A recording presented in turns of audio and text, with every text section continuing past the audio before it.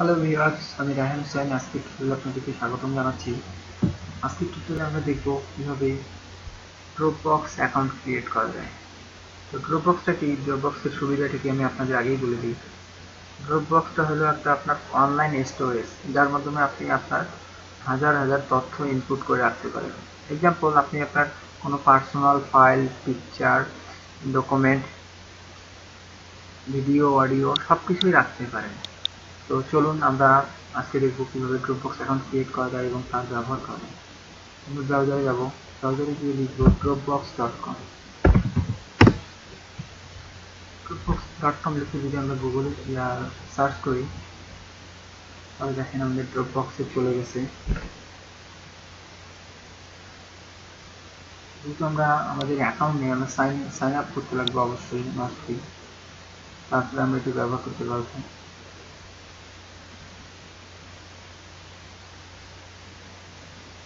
তো Dropbox interface বা home page চলে আসছে। এখানে আমরা নিচে একটু স্ক্রল করে আসে দেখবো সাইন আপ ফর ফ্রি, এখানে ক্লিক করব।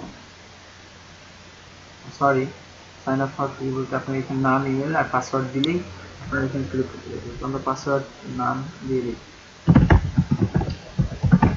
নাম দিয়ে দিলাম, ইমেল দিই, পাসওয়ার্ড দিই।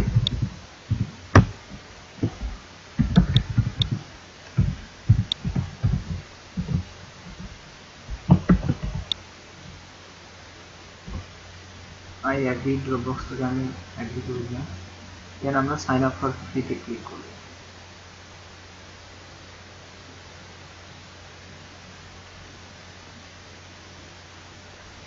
ড্রপবক্সটা আপনার ডাউনলোড করতে বলতেছে। আচ্ছা, অপশন স্কেপ করার নাই। আচ্ছা, আমরা ডাউনলোডে ক্লিক করি।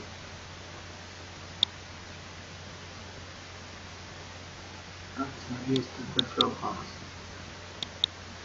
ক্লিক করি। নিশ্চয়ই জন্য আপনার এটা ক্লিক করতে লাগবে।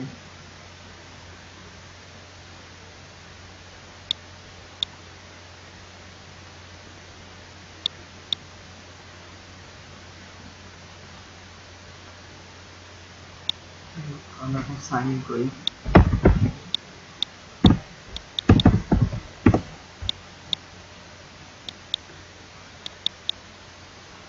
সাইন ইন হয়ে গেছে।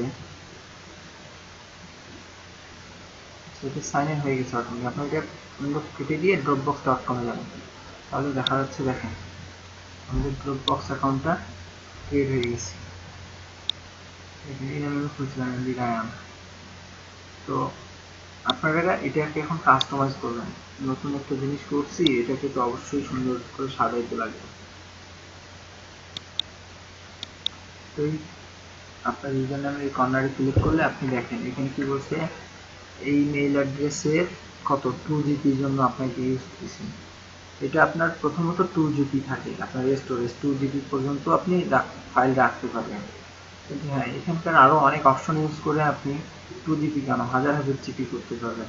সেটা হলো কীভাবে, সেটা আপনি যদি আপনার অ্যাকাউন্ট থেকে আপনি রেফারেল লিঙ্ক করে কাউকে যদি অ্যাকাউন্ট ক্রিয়েট করে দেন, তাহলে আপনার স্টোরেজ বাড়ে যাবে, 500 MB ফ্রি পাবেন আপনি। তো আমি এটা নেক্সট টিউটোরিয়ালে দেখাবো কীভাবে রেফারেল লিঙ্কের মাধ্যমে ড্রপবক্স অ্যাকাউন্ট ক্রিয়েট করা যায়। তো আমরা আপনারা এগুলো অ্যাড করে নেবেন প্রোফাইল পিকচার টিকচার। আমি কীভাবে ফাইল আপলোড করে রাখা যায় সেটা দেখাচ্ছি। আপনারা এখানে রাইট বাটন ক্লিক করবেন, ড্রপবক্সের আপনার পেজের মধ্যে নিউ ফোল্ডার করবেন। ফোল্ডার করতেও পারেন, আবার নাও করতে পারেন। ফোল্ডার করলে আপনার ভালো জিনিসগুলো গোছানো থাকে। আচ্ছা, আমি লিখলাম অল ইনফরমেশন। এই দেখেন এটা আমার ক্রিয়েট হয়ে গেছে। আমরা এটাতে ক্লিক করে ভিতরে যাব। আমরা যদি এখানে কোনো ফাইল রাখতে চাই, আচ্ছা এক্সাম্পল আমি একটা পিকচার রাখবো, তো এখানে কী করবো, রাইট বাটন ক্লিক করবো, করার পরে আপলোডে ক্লিক করবো। তারপরে কী বলছে, আপলোড টু ড্রপবক্স। অবশ্যই আমাদের যে ফাইলটা আমরা আপলোড করবো সেটা তো অবশ্যই আমরা চুজ করবো। আমরা চুজ ফাইলে ক্লিক করি, চয়েস ফাইল। দেন আমরা একটা পিকচার অ্যাড করি। আচ্ছা, এই পিকচারটা আমরা মনে করেন 2-3টে করি, তাহলে বুঝতে পারবো। এই 2টে ফাইল, 2 পিকচার আমি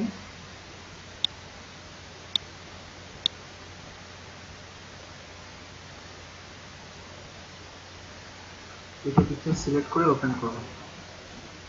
দেখেন এখানে আপলোড হচ্ছে, অটোমেটিক আপলোড হয়ে গেছে, ডান। এটা আপলোড হচ্ছে, ডান। দেন আমরা ডান করি।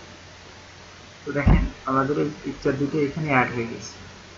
আপনার কম্পিউটারে দেখা যাচ্ছে ফাইলগুলো হারিয়ে গেছে বা আপনি রাখতে পারছেন না, কোনো ফাইল পার্সোনাল, আপনি এভাবে ড্রপ বক্সে রাখে দিবেন, তাহলে আপনার কেউ এগুলো দেখতে পারবেন। হ্যাঁ, যদি আপনি কাউকে শেয়ার করেন, যেমন এইখানে আপনি শেয়ারে যান, শেয়ার থেকে যদি আপনি মেইলে সেন্ড করতে পারবেন, যে কোনো মেইলে। দেখেন আমি সেন্ড মেইলে ক্লিক করি, এই মেইলে আমার সেন্ড হয়ে গেছে আপনার অ্যাড্রেসটা। নতুন করে মেইল আপডেট করে দিতে পারবেন। যাই হোক, তো আশা করি বুঝতে পারছেন কিভাবে ড্রপবক্স অ্যাকাউন্ট ক্রিয়েট করে তার মধ্যে আপনার পার্সোনাল ইনফরমেশন, ডাটা রাখা যায়। তো এই ছিল আজকের টিউটোরিয়াল। ধন্যবাদ সবাইকে, ভালো থাকবেন, সুস্থ থাকবেন। আর আমার টিউটোরিয়ালটা দেখে যদি আপনাদের ভালো